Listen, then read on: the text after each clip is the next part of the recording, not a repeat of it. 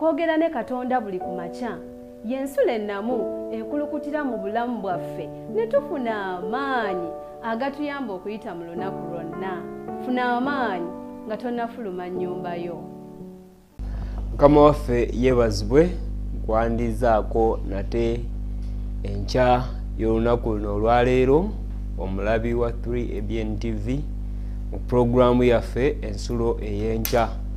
Webale kubanga ogyekuumiddeko n'enkya y'olunaku luno olwaleero. Mukama waffe yeebazibwe. Nkwebaza kubanga okyatambula awamu naffe mu programu eno okuva we twatandika mu eno wiiki nga tuyiga obunnabbi mu kitabo kya Bikulu essula ey'okuna. Tukyagenda mu maaso era tugenda yingirako mu ey'okutaano mu ssula ey'okutaano weewaawo n'enkya. Nkwebaza okuba nti nno tutte obudde buno okulaba nti nno okeerera ku 3ABN TV. Mukama akuwa omukisa. Kusaba obeeko gw'otegeeza atwegatteko era tweyungeko mu by'okwiga byaffe eby'olunaku luno olwaleero. Weewaawo amiina. Mukama waffe yeebazibwe nnyo. Nkwanirizaako nnyo muganda wange mwannyinaze yakatweyungako. Weebale nnyo kubeera wamu naffe. Erinnya eryange nze Wilberforce Kisomba era nga nze ndiwo enkya y'olunaku olwaleero okubeera nti no tugabanira wamu ekigambo kya Katonda. Ekyokuyiga kyaffe enkya y'olunaku olwaleero kiriko omutwe ogugamba nti ekiraamo kya Katonda. Ekiraamo kya Katonda. Wali okozeeko ku kiraamo oba baali bakukoleddeko ekiraamo ne bakulaamirira? Leero twagala okutunuulira ekiraamo kya Katonda.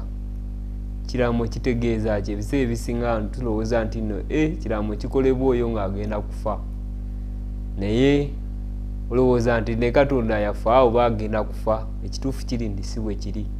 Katonda tafa, tagenda kufa, tajja kufa. Akubeerawo emirembe n'emirembe kuba ye bwe bulamu. Obulamu tebusobola kufa. Yes.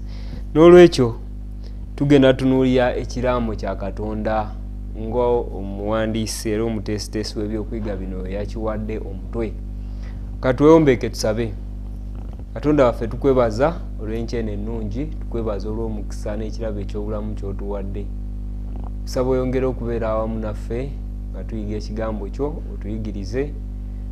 Tusaba omukisa gwo ogw'enjawulo gube wamu naffe mu byonna, kwe kusaba kwaffe okuyita mu Kristo Yesu Mukama waffe. Amiina.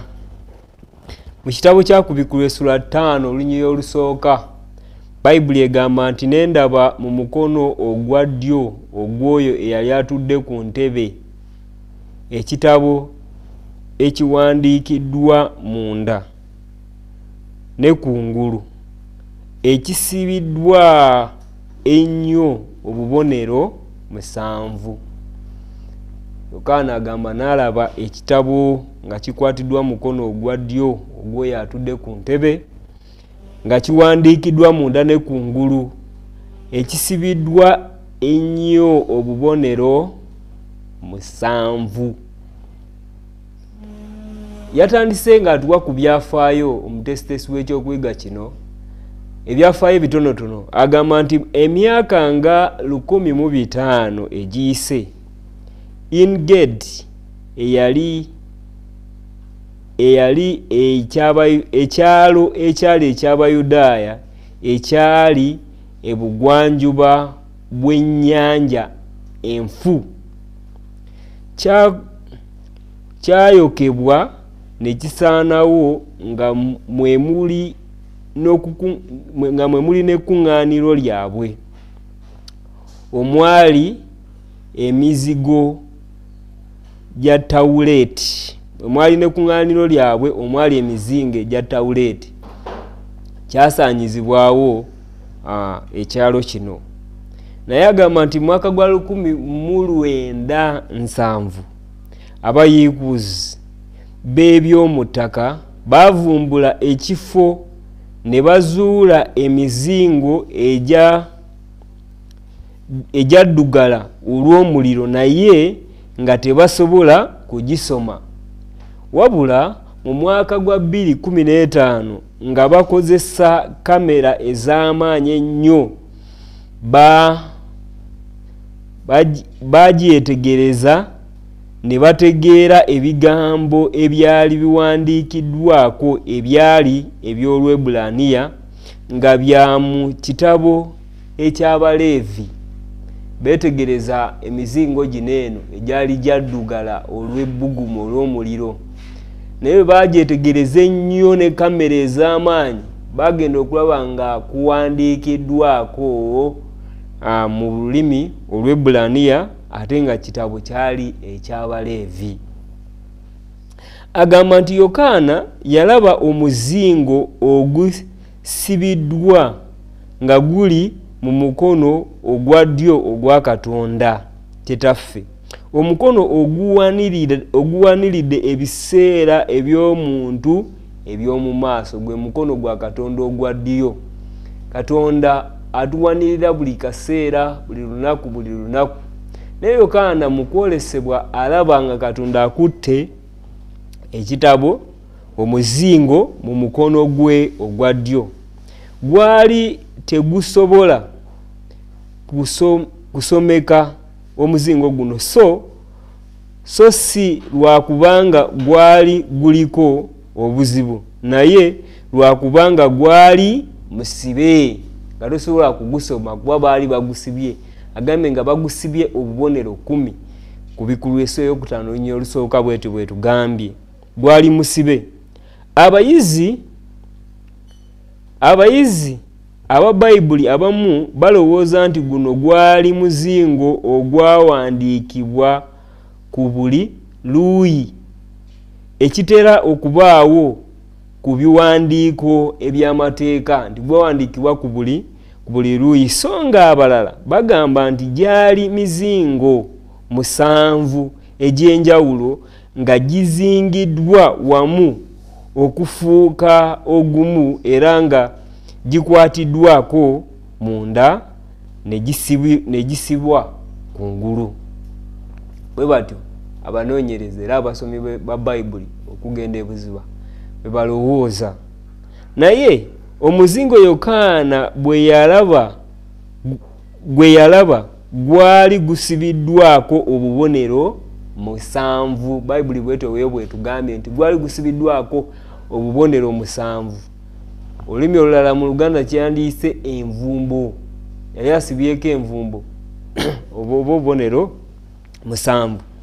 Abayizi ba Bayibuli abamu bakkiriza nti omuzingo nga gusibiddwa emirundi egy'enjawulo gutera okubeera nga gugwa mu kiti kya kiraamo. Nga gusibiddwa mu mizingo egy'enjawulo, nga gusibiddwako emizingo oba obubonero bw'enjawulo, guba gutegekeddwa mu ngeri ya kiraamo. Yensonga lwaki tulina omutwe ogugamba nti ekiraamo kya Katonda. Mu Luumi ey'edda ekiraamo kyasibwanga abajulizi ab'enjawulo emirundi egiwera. Ekiraamo kyasibwanga abajulizi ab'enjawulo ate emirundi egiwera. Bwe kityo omuzingo guno gwandibeera ekiraamo era endagaano eya Kitaffe ow'omu ggulu. Mu Bayudaaya edda ekiraamo kyasibwanga emirundi egy'enjawulo ate nga tokisiba omu.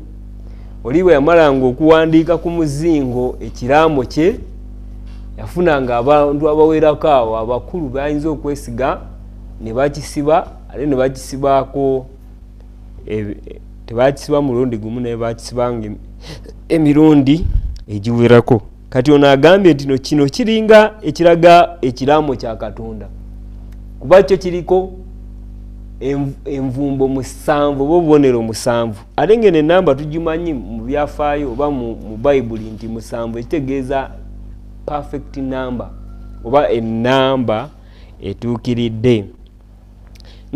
Nga Kristo ayingira mu ggulu akwata omuzingo n'atandika okugubikula.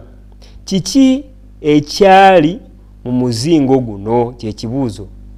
Buli kabonero akaali kasibiddwa ku muzingo guno nga kaggyibwako, wabaawo essuula endala ebeera egguddwawo okututuusa mu kulabika kwa Kristo omulundi ogwokubiri. Obubonero buno obugenda buggyibwako bwoleka enteekateeka ya Katonda ey'obulokozi. Obubonero buno obugenda buggyibwako bulaga enteekateeka ya Katonda ey'obulokozi n'okumanya ani alirokolebwa olw'ekyo. Nti obubonero buno bwonna bulina kye butegeeza, era nga buli kabonero akagenda kaggyibwako kalaga enteekateeka y'obulokozi eri obulamu bwaffe na muntu nabaki agenda okulokolebwa. Kirabika nga omuzingo guno gulinga ekitabo eky'okusala omusango ekisalawo enkomerero ya buli muntu omulamu. Eyo ye ssuula ey'okutaano gye tuli mu kutunuulira, nti omuzingo guno kirabika omuwandiisi alagamba kirabika kiringa nga kye kitabo eky'okusala omusango, nti buli kabonero akabembulwa kalina kye kalaga mu nteekateeka ya Katonda ey'obulokozi eri agenda okulokolebwa ate n'oyo atagenda kulokolebwa. Sigamba nti no Katonda bwatu bwasazeewo naye okusinziira ku kusalawo kw'omuntu kwakoze eki kwasazeewo. Agamba nti okwolesebwa kuno kubeerawo mu kisenge awali entebe ya Katonda esala omusango gye kubeerako n'obuwandiike obw'ebikolwa bya Katonda byonna eby'okulokola omuntu mwe bikuumirwa. Omuwendo 7 mu bunnabbi bwa Bayibuli gulaga okutuukirira era gugenda guddiŋŋanamu emirundi n'emirundi mu kubikkulirwa. N'olwekyo ekyo kye twakalaba mu muzingo guno eno ogw'ekitabo oba omuzingo guno ogwali guzingiddwa oguliko obubonero buno 7. Ate enamba 7 terabikira awo wokawoka mu byawandiikibwa, naye tulabye nti nerabikira mu gundi ezaki erabikira mu gundi ez'enjawulo mu kitabo ky'okubikkulirwa. Tulaba obugombe 7, emunyenye 7, etabaaza 7, obubonero 7 n'emirala mingi nnyo. N'olwekyo emizingo oba omuzingo guno ogusimbiddwa nga gutuukiridde guli gumu, amawulire amakulu ennyo agakwata ku biseera ebyo eby'omu maaso guyinza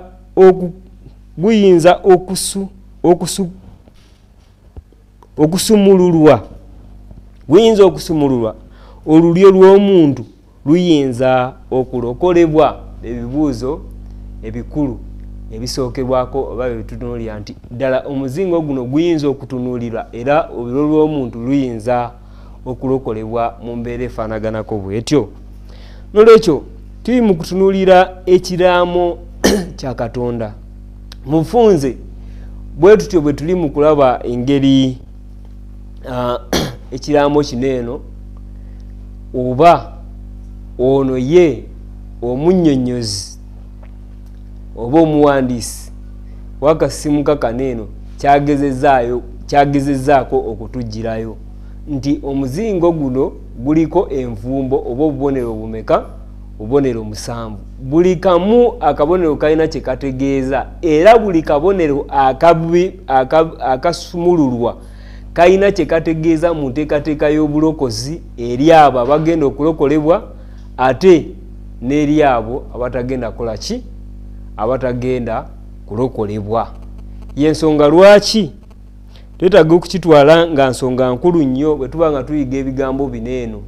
Si bya kuyigamu buyizi kusaaga naye bigambo ebikwata ku bulamu bwange n'obubwo oba tunaaba balamu oba tugenda kuzikirira mu nsi eno ey'ekibi. Tugendeko mu kitabo kya Zabbuli essuula 4 olunyiriri olw'omusanvu n'olw'omunaana. Someko wano ku Bayibuli mu kitabo kya Zabbuli essuula 4. Ozi Zabbuli terina ssuula? Zabbuli ye 4.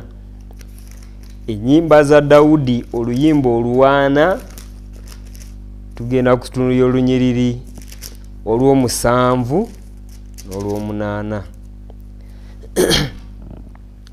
Olw'omusanvu lugamba nti nendyoka njogera nti laba nzize mu muzingo ogw'ekitabo ekyampandiikwako.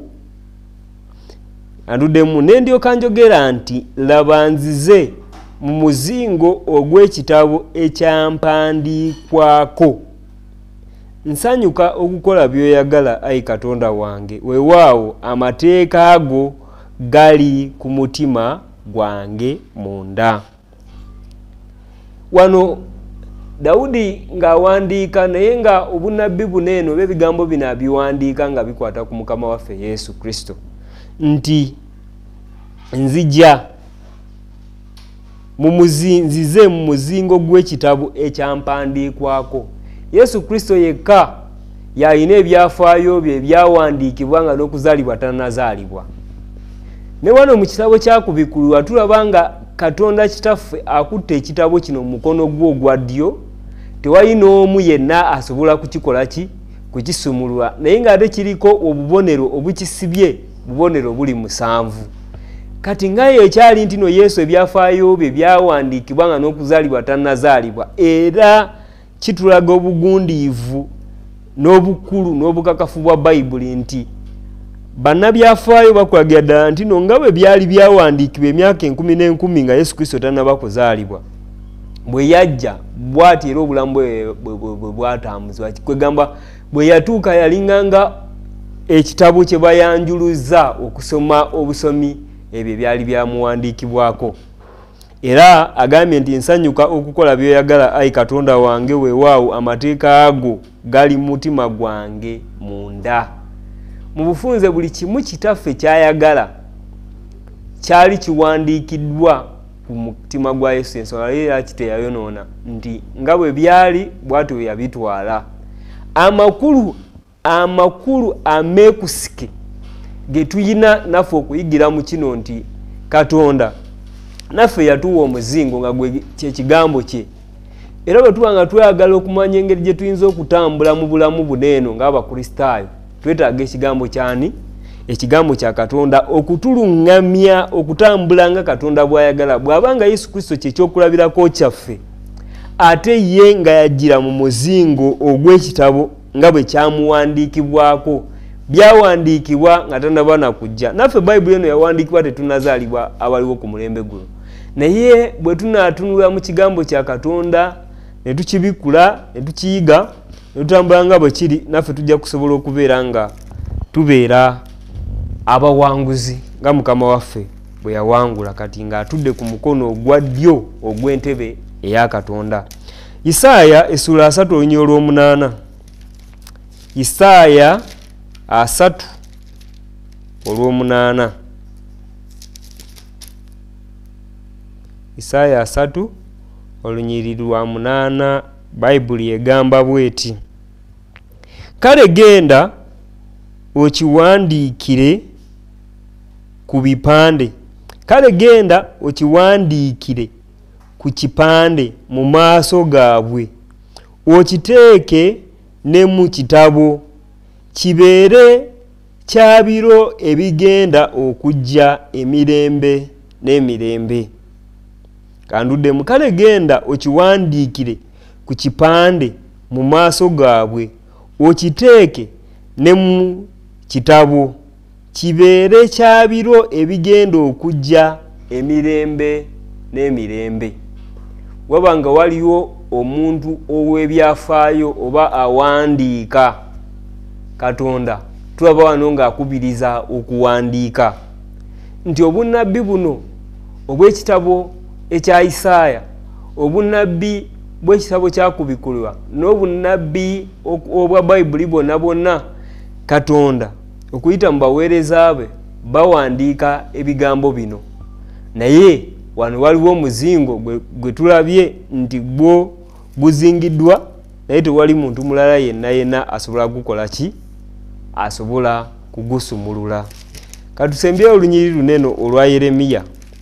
Yeremiya 36 olw'okubiri n'olwokusatu. Yeremiya 36 olw'okubiri n'olwokusatu. Ndiddira omuzingo ogw'ekitabo owandiike omwo ebigambo byonna bye nakulagira eri Isirayiri n'eri Yuda n'eri amawanga gonna okuva ku lunaku lwe nayogerera naawe okuva ku mirembe gya Yosiya ne leero.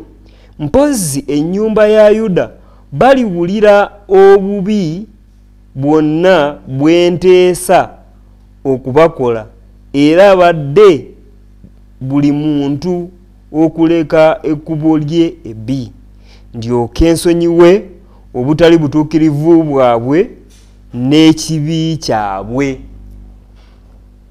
Katonda agambye nti nowandiika byonna bye nakulagira okuva ku mulembe gwa Yosiya, abaana ba Isirayiri basobole okutegeera obubi bwabwe, bwe batyo bakyuke buli muntu mu bo badde gye ndi. Makulu ki ag'omuzingo? Lwaki Katonda agamba okuwandiika? Njagala okusoma olunyiriri lumu nga tumaliriza mu kitabo ky'Abakuuku. Tugenda kusoma essula 2. Abakuuku essula 2 olunyiriri olusooka. Kale kantandike ku lusooka nkome ku lwokusatu. Abakuuku essula 2. Bayibuli egamba nti ndiyimirira we nkuumira nenteeka ku kigo nenengera okulaba byanayogera nange era byemba nziramu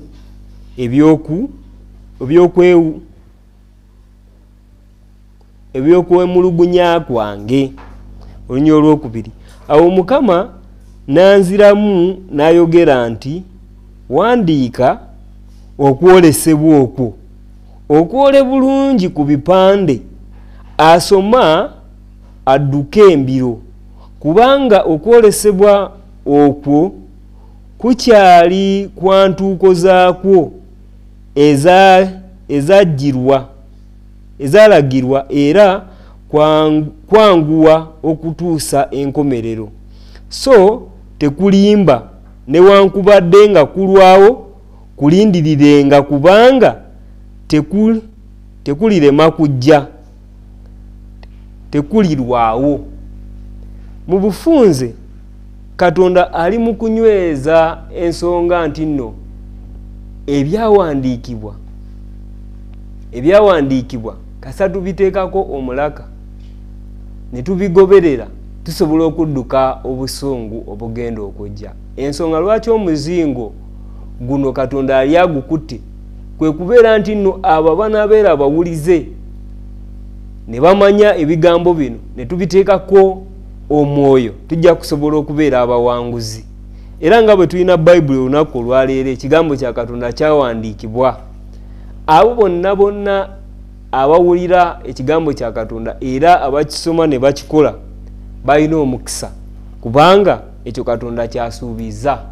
saba Mukama akuwe omukisa ng'okyetwalira nga nsonga nkulu nnyo okuyiga ekigambo kye, kubanga okuyita mu kyo olina obulamu oba okuyita mu kyo tolina bulamu. Mukama akuwa omukisa ng'olondawo okuba omulamu era ng'olondawo okuba omuwulize gy'ali. Kwe kusaba kwange kuyita mu Kristo Yesu Mukama waffe. Katusabe. Katonda waffe tukwebaza olunaku olwaleero, tusaba ekisa kyo n'okwagala ku kyeyongera okutukulembera otusobozese okuweereza n'emitima emyanjulukufu, saasira obutali butuukirivu bwaffe, ekisa kyo n'okwagala ku kyeyongera okutubeera mu byonna, kwe kusaba kwaffe okuyita mu Kristo Yesu Mukama waffe. Amiina. Kwagaliza olunaku olulungi, Mukama akukuume. Okwogera ne Katonda buli ku makya y'ensula ennamu ekulukutira mu bulamu bwaffe ne tufuna amaanyi agatuyamba okuyita mu lunaku lwonna. Funa amaanyi nga tonnafuluma nnyumba yo.